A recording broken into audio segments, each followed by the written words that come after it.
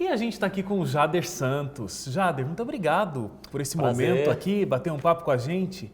Estou feliz em poder estar aqui no seu programa.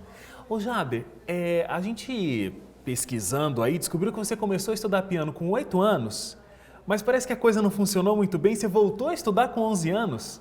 Então, A esperança? A esperança para quem começa tarde, né? Essa que é a coisa. Bom, eu sempre tive uma grande vontade de estudar música, assim, logo no início, mas vida de filho de pastor é assim, né? Um dia aqui, um dia ali. Naquela época, meu pai morava no interior do Rio Grande do Sul. Acontece que no Sul os invernos são bem rigorosos, né? Então o que acontece? No Sul, quando chega no inverno, você a 5 e pouquinho já está escuro e já fica tudo complicado. Então eu tinha minhas aulas depois das minhas aulas Da escola mesmo, regular. tarde. Então aí, como era longe de casa, eu não tinha piano na minha casa, eu tinha que ir na casa dos outros estudar, começou a ficar frio no inverno, começou a ficar escuro para voltar, não tinha como me levar, me trazer. Mas daí depois, lá na frente, com 11 anos, aí a gente estava morando em Goiânia nessa época, aí meu pai comprou um piano velhinho lá, mas dava pra gente pelo menos praticar em casa, né? E daí eu comecei empolgado. Você começou empolgado porque as crianças, às vezes, elas têm um pouquinho de dificuldade de ficar lá fazendo aqueles exercícios, né? Porque eu tive essa experiência, eu não tenho nenhum talento musical, mas estudei piano também, e a gente quer sair tocando uma música, né? E como a gente tem que ficar lá naqueles métodos e tudo mais, dá uma desanimada. Com você não acontecia isso? Não, eu era até meio exagerado, porque nós 3 começamos juntos, né? Os 3 irmãos. Então a briga era eu sair para deixar ele estudar, entendeu? Porque eu monopolizava o tempo. E eu não sei, eu tinha uma vontade, meu pai tocava violino, e ele tinha uns livros antigos, e eu olhava aqueles livros assim, aquele monte de nota, né, semicolcheias, eu falei, nossa, mas eu vou conseguir tocar isso um dia.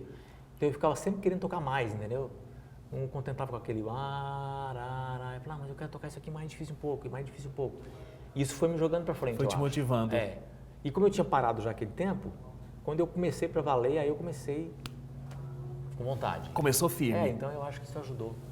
Agora, você estudou no UNASP, no Conservatório Musical, num período em que o Williams Costa Júnior era o diretor da escola, estudava lá Lineu Soares, você... Foi, no NASP 1, né? No NASP 1. E aí, Flávio Santos, Valdeci Lima, Wanderson Paiva, Cleiton Scheffer, todos os alunos na mesma época.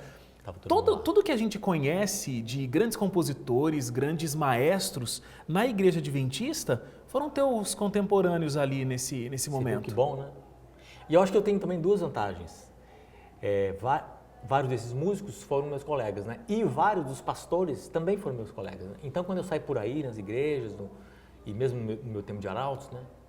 Então eu conhecia ou do banco da Faculdade de Teologia ou das coisas musicais que a gente fazia, né? Então isso eu acho que abre muitas portas, né? E foi interessante você ter tocado no assunto da teologia, porque você é músico e é pastor também, né? É formado na Faculdade de Teologia.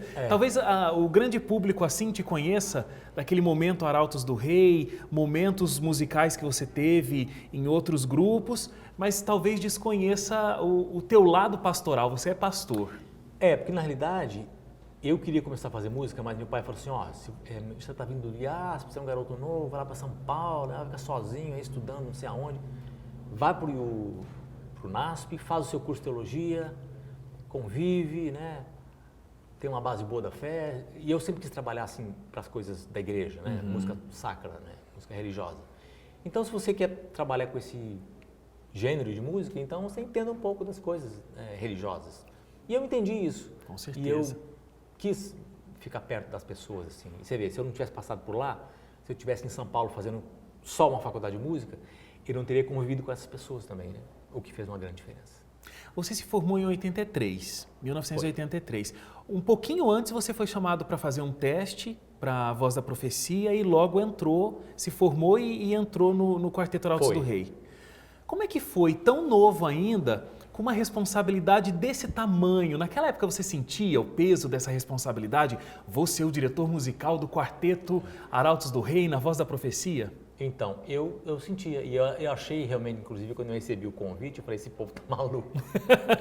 Né? Porque realmente eu era um garoto, né? Eu tinha acabado meu curso de piano há pouco tempo, e aí teologia em 83, Ali naquele ano fui chamado para fazer um teste na Voz da Profecia e no finzinho do ano, ali pro fim de outubro, novembro, eles mandaram o comunicado, o chamado que eu iria trabalhar lá. E eu sempre tinha uma apreciação grande, né? Eu tinha um conhecimento do que era a Voz da Profecia, né? Do que era o Arautos do Rei. E eu acompanhava os CDs, na época os discos, as produções. Então, quando eu falei assim, bom, agora é minha vez, eu fiquei bem preocupado. Né? Bem preocupado, porque eu sabia que muita coisa precisava acontecer. E era uma grande E responsabilidade. eu não tinha experiência, né? Mas Deus foi muito bom comigo. Né? Muito 15 anos de A Voz da Profecia, né? Foram 15 anos. Muito tempo. Como é que foi esse momento? Eu acho que em 15 anos você mudou bastante, né? Amadureceu musicalmente, amadureceu dentro do seu ministério pastoral ali, sendo diretor musical do quarteto. Como é que foi essa experiência? Olha, eu separo, na verdade, em duas fases esses 15 anos, né? A primeira metade aí, 7 e pouco anos, os anos foram os anos que eu entrei naquela visão assim, do Arautos, como era estabelecido, com aquela visão ainda no King's Herald lá dos Estados Unidos. A gente era muito focado naquele som. Né? Muito inspirado, né? Naquelas partituras, a gente recebia algumas coisas que estavam lá no arquivo, a gente tirava aquilo, ensaiava.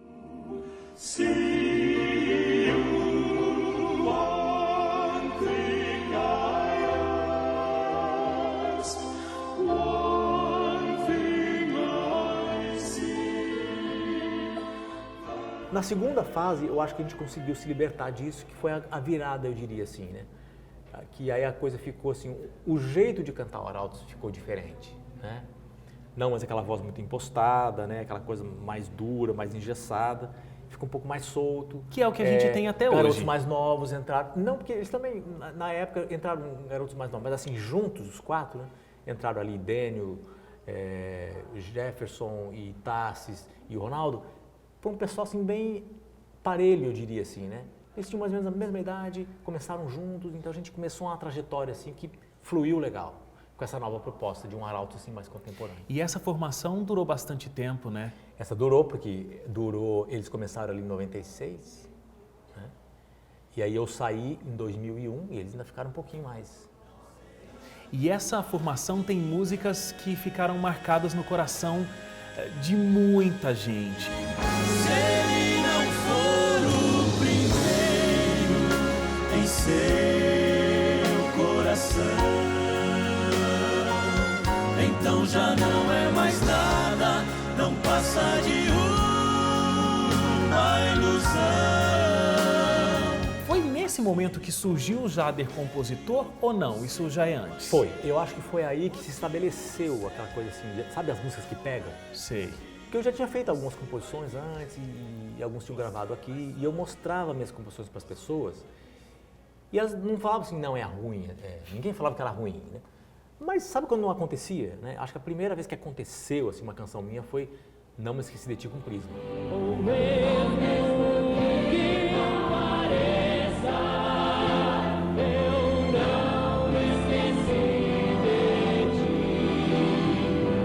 Virei outra vez. Agora, nessa fase eu acho que as coisas se estabeleceram. Eu lembro, por exemplo, da gente cantando na comemoração da Casa Publicadora, eles tinham umas comemorações grandes de aniversário, uma tenda grande assim, lotada de gente, e eu lembro do povo cantando as nossas músicas tão forte que a gente não se escutava, entendeu? Aquela parte de eu não sou mais eu, Cristo vive em mim, o céu é Jesus, aquelas coisas. E isso mexeu com a gente, né? Porque a gente nunca viu o povo cantando a música dos Arautos tão forte e tão com tanta vibração como nessa época. O fim, mas ao sentirmos a firmeza da mão que nos conduz. Então é interessante quando você começa a compor e a música começa a sedimentar assim, nas pessoas. E isso fez uma grande diferença. Aí me impulsionou para eu continuar escrevendo. Como é que é o seu processo de composição? Ou cada composição tem uma história diferente? Não, é mais ou menos, eu tenho mais ou menos um padrão, assim. Eu componho quando eu tenho um tema que me apaixona, por exemplo, ou que me estimula, ou que seja um desafio, né? Então, por exemplo, CDJA, que teve por aí, né? E eu já fiz várias coisas para eles. Às vezes eles me ligavam e diziam assim, a gente precisa desse ano, o CDJA, o título é tal, por exemplo, Fia Autora Prova, né? E aí você precisa fazer a música tema. Outra coisa é quando as pessoas gravam, geralmente existem pedidos, né? Eu vou gravar o meu solo, você podia fazer música pra mim? O meu coral quer gravar. Mas é rápido para você compor ou depende? É rápido. Rápido? Cada vez tem ficado mais rápido, graças a Deus. Né? Então, das coisas musicais que eu faço, eu acho que compor é algo que eu faço mais rápido. Jader, mas eu acho tão incrível isso. É um dom de Deus mesmo, né? Não é uma coisa humana, porque é um nível de sensibilidade tão profunda que eu acho que um compositor tem que mergulhar para conseguir ter aquela ideia, que eu não consigo imaginar um processo rápido, senta e escreve. Por exemplo, eu gosto muito daquela tua música Chegou a Hora. Eu acho que é incrível aquele olhar de Deus avisando, vai lá filho, chegou a hora. E todas aquelas frases que você coloca têm um nível de sensibilidade tão profundo. É incrível como pode ser simples e rápido. O meu lance é o seguinte, quando eu encontro uma ideia, e se eu encontro algo diferente para dizer daquela ideia, aí isso me motiva, entendeu? E é assim, senta no computador e escreve, ou esse tema fica na sua cabeça por um tempo, e aí você está dirigindo e está pensando no tema, está almoçando, está pensando no tema? Não. Na verdade, eu tenho que sentar e escrever. Porque eu, quando fico divagando sobre as ideias, eu até tenho ideias boas, mas eu tenho uma coisa comigo, se eu não escrevo, se eu não anoto, eu me esqueço daquelas coisas, entendeu? Agora, você tem uma voz ótima, a gente já ouviu você cantando em alguns momentos. Ela não é ótima, ela não é ruim, mas ótima ela não é. Você nunca teve vontade de gravar um CD solo ou uma carreira? Eu fiz um projeto de um CD solo, que chama-se De Tudo Um Pouco.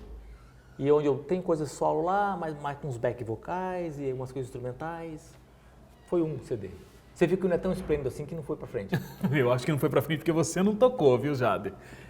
Mas realmente tem outras coisas que me apaixonam mais, né, na realidade. A gente conversou um pouquinho sobre esses 15 anos de A Voz da Profecia e depois você foi fazer outras coisas. Sim. Você dirigiu o Compasso Livre e todo mundo conheceu as suas composições nesse período também, e você lidando com essa moçada bem nova dentro de um conjunto. Tem uma coisa muito marcante que foi o musical O Libertador. Eu acho que é um ponto muito interessante da sua carreira. Um ponto forte. Conta pra gente um pouco dessas nuances assim. Quando eu saí do Arautos do Rei e fui pro IAP, por exemplo, né? Meu trabalho deu uma guinada realmente, porque eu trabalhava assim com poucas vozes, né? 4 vozes profissionais, eu tinha uma história, né? Tem um nome da Voz da Profecia, então você tem um jeitão de fazer as coisas, né? Então eu tive que me readaptar, obviamente, né? Eu tive que me redescobrir o que eu faço agora relevante para essa moçada, né? Porque eu nem sabia direito também. E quando eu fiz o Libertador, aí eu mexi com massa coral, né? Massa instrumental, por exemplo. Jader, e hoje você está no NASP Campus Engenheiro Coelho, você tem várias atividades, rege coral aqui e tudo mais, mas você também voltou a trabalhar com vozes masculinas, que é os sétimos. Isso, voltei. Um quinteto, agora não um quarteto, mas um quinteto. É uma paixão sua trabalhar com vozes masculinas? Na verdade eu gosto muito. E também como eu trabalhei muito tempo, eu acho que... Existe essa expertise. Existe essa coisa próxima, assim, né? Já trabalhei tanto tempo, eu gosto, né? Eu já sei onde soam as vozes, ao procurar as vozes por aí, eu já gosto mais de um timbre e do outro timbre, né? E também tem um outro motivo. Quando eu vim para cá, para o NASP, já tem um novo tom aqui muito bem estabelecido, né? E já haviam outros grupos. Para que eu vou fazer mais um grupo misto, por exemplo, né? Aí as pessoas ficam com essa bobagem, tá concorrendo e tudo. E não é essa coisa, né? Claro. Então, eu pensei, bom, não tem nenhum grupo masculino aqui, então vamos fazer um grupo masculino. Né? Aproveitar a ideia. E tem muita diferença de um quarteto para um quinteto? O que muda musicalmente? Na realidade, me dá mais possibilidades harmônicas, né? Ao você fazer as suas... Você pode trabalhar um pouco mais com as dissonâncias, com acordes um pouco mais... Né? Você pode trabalhar também com um solando e os outros fazendo harmonia, né? Quando você tem só 4, um solo tem 3 para fazer harmonia, mas a harmonia de 3 é de um jeito, a harmonia de 4 dá mais possibilidades, né? Todas essas coisas. E também eu fiz, para falar bem a verdade para você, para as pessoas não falarem assim, ele está fazendo outro quarteto, as pessoas ficam inventando umas coisas, né? Ele saiu da agora ele quer competir com Arautos do Rei. Mas ele queria estar lá, né? Então agora ele fez um quarteto, sabe? Então eu falei assim, eu quero desmistificar essa parte, vou fazer um outro grupo, não é nada de quarteto, é um quinteto, um pouquinho diferente, então... Eu queria ajudar que as pessoas não tivessem essa tentação, porque realmente não foi isso que eu queria. Voltando a falar um pouquinho de composição, quando você compõe alguma coisa, tem a ver com um momento de vida? Aquilo que você está vivendo naquele momento, isso você passa para as composições? Tem, eu acho que tem. Né? Por exemplo, a primeira vez que eu fiz uma música forte, aquela Não Me Esqueci de Ti, por exemplo, né? Eu vi um sermão bonito sobre o assunto, né? Eu falei, nossa, que sermão. Eu falei, eu preciso fazer uma música sobre esse tema. Né? Depois, uma vez eu fiz uma música, O Libertador mesmo, foi aquele momento assim, puxa, eu tenho que fazer uma coisa assim, um diferencial aqui com essa moçada do colégio, né? A gente tem feito coral, tem feito compasso e tudo, mas é um diferencial isso? Não, temos que fazer uma coisa mais forte, né? Então vamos partir para isso, entendeu? Então acho que esses desafios vão me motivando. Você teve um momento muito marcante na sua vida que você venceu um câncer, né? Deus te curou. Como é que foi esse momento? Tem alguma música que você compôs nesse período? Então, essa é uma boa pergunta. Algumas pessoas ouvem músicas minhas e que existem algumas músicas meio densas assim, né? Temas difíceis da vida. Né? E, infelizmente, algumas dessas eu fiz antes. Ou felizmente, não sei, né? Porque eu também, eu acho que tem uma característica que não é muito difícil para mim. Eu sou empático com as pessoas, né? Então, se você me conta uma história triste, eu tenho uma certa facilidade de me colocar no seu lugar, entendeu? Acho que isso é uma coisa bem diferencial. E importantíssima para um compositor, né? Por exemplo, eu nunca saí da igreja, por exemplo, entendeu? Eu nunca me desviei, não tive aquele momento de rebeldia. Mas às vezes eu escrevo nas minhas músicas, né, coisas de gente que volta, né? E aí descrevo aquela coisa, mas eu nunca estive lá. Né? Mas eu tenho a capacidade de pensar como foi e viver na vida dos outros. E isso faz uma diferença. Agora, tem uma música sim que foi desse período, que eu fiz exatamente nesse período, foi aquela Escolhi Louvar Teu Nome. Uhum. Eu hoje escolhi louvar Teu nome. Pois eu sei, o Deus, que Tu és. Isso foi realmente um retrato daquele momento, né? Eu estava lá no tratamento, eu estava lá fazendo o que eu podia e o que eu sabia. Eu achava que Deus estava me orientando, como estava mesmo, mas eu não sabia se eu ia ser curado ou se eu não ia ser curado. Né? Eu falei, minha vida está nas mãos de Deus. E aí eu não tinha composto mais, eu fiquei assim um tempo envolvido com isso, né? E realmente não estava muito feliz, assim, né? Aí eu falei, puxa, mas eu não estou escrevendo nada nessa época aqui. Daí eu escrevi essa música, que a letra diz justamente isso, né? Que eu sei o Deus que eu tenho, né? Agora está escuro, mas eu vou seguir pela fé e tudo. Então, essa música realmente é fruto desse momento. Essa música reflete realmente o teu aprendizado com esse momento de vida? Reflete. Eu quis colocar ali realmente as lições que eu estava aprendendo nesse momento, que eu queria que as pessoas soubessem. Assim, de histórias de pessoas que foram tocadas por músicas suas, existem dezenas e a gente conhece várias histórias. Você também já teve esse impacto que eu tenho certeza Muitas pessoas já me disseram histórias interessantes. Que deve te emocionar bastante. Agora, já aconteceu algum momento em que uma música sua te ajudou? Sim, por exemplo, nesse momento aí, inclusive, você conhece o Mário Jorge Lima, né? Conheço. Palestrante, pregador e músico e tudo. Naquela época, ele me escreveu um bilhetinho, assim, com um grande significado. Ele falou assim, agora chegou o momento de você viver tudo aquilo que você escreve. Pesado, né? Pesado. Porque é a verdade, né? Porque eu sei, eu tenho essa compreensão de que eu escrevi coisas assim relacionadas à vida dos outros, à dependência de Deus e tudo. Mas é muito fácil você escrever a respeito de ou você escrever inserido na situação, né? Não, eu estou passando um momento, sei lá, grave, não tenho dinheiro, não tenho dinheiro para comprar comida amanhã. Ok, agora o que eu faço? Então, as músicas têm me ajudado. Certas vezes eu estou na igreja, por exemplo, e aí alguém está cantando minhas composições, não sou nem eu tocando, acompanhando, né? E eu recebo aquela mensagem e é interessante como aquilo me Mesmo ajuda. A mensagem tendo saído da sua mente, ela faz diferença para a sua vida. E um dia eu estava na igreja, por exemplo, eu estava passando assim, a igreja estava cantando, né? Um louvor ou outro. Daqui a pouco cantou uma música e eu comecei a cantar também e era uma música bem antiga. E eu falei, gente, é minha. Você vê que coisa, eu até fiquei em dúvida, será que é minha essa música ou não é? E era, entendeu? Então, quer dizer, tem essa surpresa, né? Uhum. Mas eu que fiz esse negócio? Meu pai do céu. Ô, Jaber, você se formou em teologia e desde muito novo se dedicou integralmente para o processo da música. Você, em algum momento, parou para pensar e sentiu falta, poxa, eu poderia ter assumido uma igreja, eu poderia ter sido pastor de uma igreja. Como é que você analisa esse seu ministério pastoral? Não, eu realmente não sinto falta, porque na verdade eu nunca tive esse sonho, entendeu? Na minha cabeça nunca pensei assim, eu vou fazer agora evangelismo, vou ter um distrito para mim, né? Embora eu ache isso muito, porque eu sou filho de pastor, né? Então eu vi no ministério do meu pai todas essas coisas, né? comissão de igreja, visitação de irmãos, evangelismo, né? Eu acho bonito essas coisas. Mas eu nunca quis isso assim para mim, eu não quero ser esse pastor distrital. Mas quando eu comecei a fazer música, eu gostei muito de fazer música ligado nesses ideais, entendeu?